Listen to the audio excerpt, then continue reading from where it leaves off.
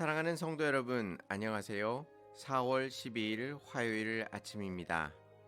찬송가 540장 주의 음성을 내가 들으니 다 같이 찬양 드리시겠습니다.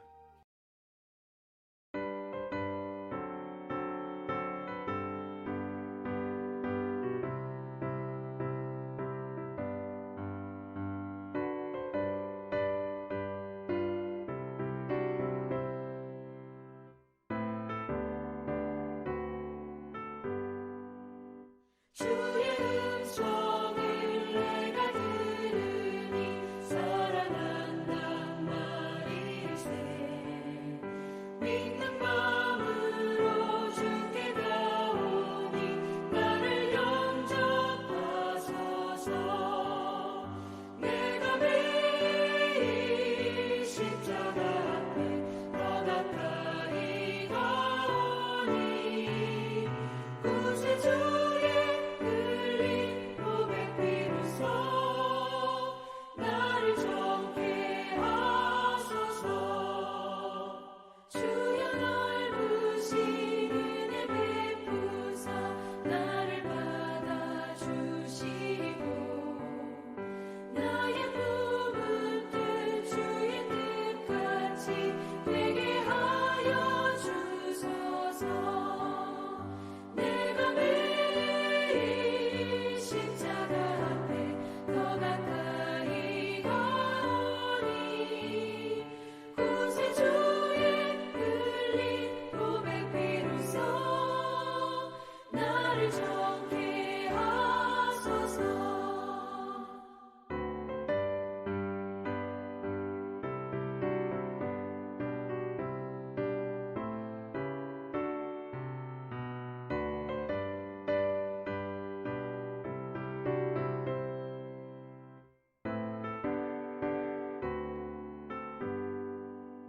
주의 보좌로 나아갈 때에 어찌하니 기쁠까.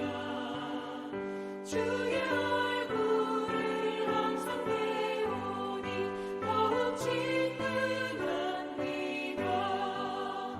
내가 매일 십자가 앞에 더 가까이 가오니 구세주의 흘린 고백 비로소 나를 정케 하소서. 우리 구주의 넓은 사랑을 증명할 자 없으며 주가 주시는 참된 기쁨도 헤아릴 수 없도다. 내가 매일 십자가 앞에 더 가까이 가오니 구세주의 흘린 고백 비로소 나를 정케 하소서.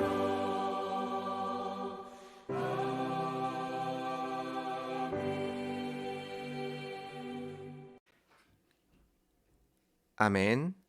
하나님께서 오늘 우리에게 주시는 말씀은 사무엘하 1장 17절에서 23절까지의 말씀입니다.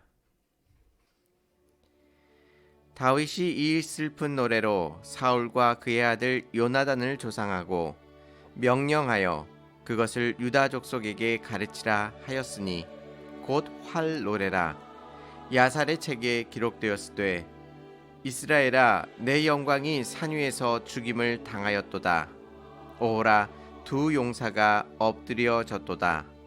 이 일을 가드에도 알리지 말며 에스글론 거리에도 전파하지 말지어다. 블레셋 사람들의 딸들이 즐거워할까. 할례 받지 못한 자의 딸들이 개가를 부를까 염려로다. 길보아 산들아 너희 위에 이슬과 비가 내리지 아니하며 재물 낼 밥도 없어질지어다. 거기서 두 용사의 방패가 버림바 됨이니라. 곧 사울의 방패가 기름 부음을 받지 아니함 같이 되미로다.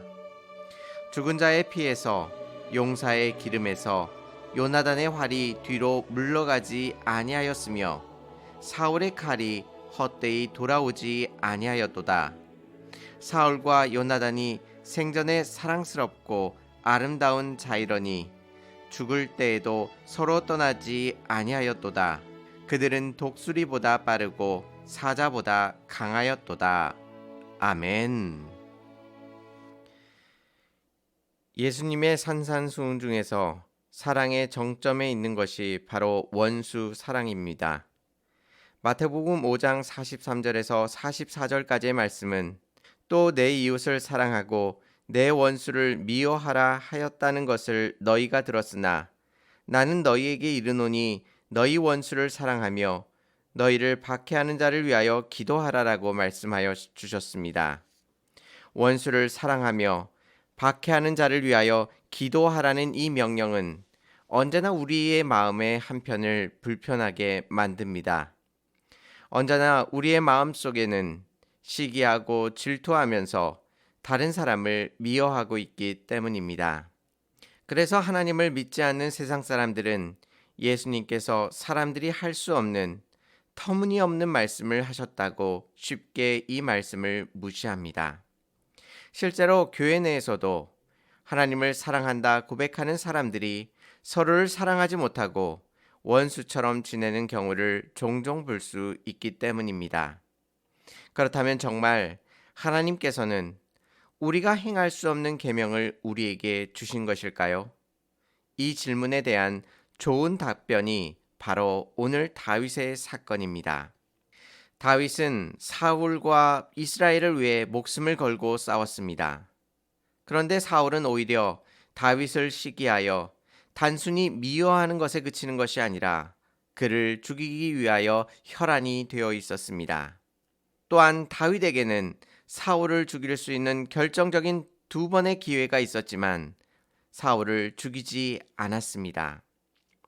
다윗에게는 사울을 원수로 삼을 만한 충분한 이유가 넘쳤던 것입니다. 하지만 지금 다윗은 어떻게 하고 있습니까? 사울과 요나단을 향해 최선을 다해 애도를 표하고 있습니다. 사울과 요나단의 죽음에 대한 애가 속에서 원수를 어떻게 품을 수 있는지를 우리에게 보여주고 있는 것입니다. 먼저 다윗은 사울과 그의 아들 요나단을 추모하면서 지은 이 애가를 유다 모든 족속에게 가르치라고 말하고 있습니다. 자신을 죽이려고 했던 사울의 치부를 드러내는 대신에 그가 이 땅 가운데 얼마나 훌륭한 인생을 살았으며 그의 죽음이 얼마나 안타까운 것인지를 그가 다스리고 있는 유다 족속이 다 알기를 원하였던 것입니다. 여기에 어떤 외식도 들어갈 수 없었습니다.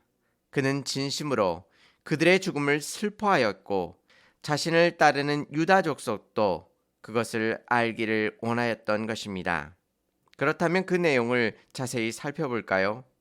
19절 말씀을 보시면 다윗은 사울과 요나단을 이스라엘의 영광이라고 칭하고 있고 또한 두 사람을 두 용사라고 지켜 세우고 있는 모습을 볼 수 있습니다. 또한 20절 말씀에서는 사울과 요나단의 죽음을 적군인 블레셋에게 알리지 말라고 말하고 있습니다. 가드에도 에스글론 거리에도 블레셋 사람들에게 사울의 죽음을 이야기하지 말라고 말하고 있습니다. 그 죽음을 혹시나 기뻐할까 즐거워할까 두려워하고 있는 것입니다. 뿐만 아니라 사울과 요나단이 죽었던 길보아 산을 저주하고 있습니다. 그 길보아 산 위에 이슬과 비가 내리지 아니하며 재물 낼 밭도 없어질 것이라고 말하고 있는 것입니다. 그리고 사울과 요나단을 차례로 언급하면서 자신에게 좋은 기억으로 남았던 것만을 언급하면서 그들을 높여주고 있습니다. 그래서 우리가 이 다윗의 애가를 읽고 있으면 그 어떤 장례식에서 들었던 조사보다도 애절하며 안타깝게 생각하고 있는 모습을 발견할 수 있는 것입니다. 다윗은 그만큼 사울과 요나단의 죽음을 진심으로 슬퍼하고 있고 안타까워하고 있습니다. 마치 자신의 애틋한 부모님께서 돌아가신 것처럼 자신이 사랑했던 아내가 죽은 것처럼 그는 모든 것을 다 동원하여 자신의 슬픔을 표현하고 있는 것입니다. 우리는 오늘 본문을 통해 원수를 사랑할 수 있는 희망을 찾게 됩니다. 세상 사람들은 원수를 사랑하는 것이 불가능하다고 말하지만 다윗의 애가를 보면서 이렇게까지 원수를 향해 애절한 슬픔을 쏟아낼 수 있음을 우리는 확인할 수 있는 것입니다. 그렇다면 그 사랑은 어디에서 나올까요? 마태복음 5장 48절 말씀에서는 그러므로 하늘에 계신 너희 아버지의 온전하심 같이 너희도 온전하라고 말씀하고 있습니다. 원수를 사랑하는 것이 무엇과 연결되어 있다고 말씀하고 있습니까? 바로 하나님의 성품, 그분의 온전하심, 그분의 완전하심과 연결되어 있다고 말씀하고 있습니다. 즉, 하나님께서 완전하신 것처럼 우리도 완전하라고 말씀하고 있는 것입니다. 그런데 이 말씀은 일찍이 아브라함에게도 주어졌습니다. 창세기 17장 1절 말씀에서는 아브라함이 99세 때에 여호와께서 아브라함에게 나타나서 그에게 이르시되 나는 전능한 하나님이라 너는 내 앞에서 행하여 완전하라라고 말씀하고 계십니다. 즉 하나님 앞에서 신실하게 행할 때에 그가 완전하여질 수 있음을, 흠이 없어질 수 있음을 말씀하고 있습니다. 그런데 그 앞에서 하나님 자신을 어떻게 소개하고 계십니까? 하나님을 전능하신 하나님이라고 말씀하고 있습니다. 그리고 아브라함에게 완전하라고 요청하고 계신 것입니다. 즉 우리의 완전함은 하나님의 전능하심과 연결되어 있습니다. 또한 하나님 아버지의 성품을 닮아가는 것으로 우리 안에 원수를 사랑할 수 있는 유전자, 근본적인 본성을 갖고 있음을 또한 확인시켜 주고 계신 것입니다. 그렇기에 오늘 다윗이 사울과 요나단의 죽음을 진정으로 슬퍼하고 애도하는 모습을 통해 믿는 자가 원수를 넉넉하게 사랑할 수 있는 경지에 이를 수 있음을 우리들에게 확인시켜 주고 계십니다. 비록 우리의 힘과 마음으로는 원수를 사랑할 수 없지만 전능하신 하나님께서 우리의 마음을 잡아주신다면 미워했던 그 마음을 사랑하는 마음으로 변화시켜 주실 것입니다.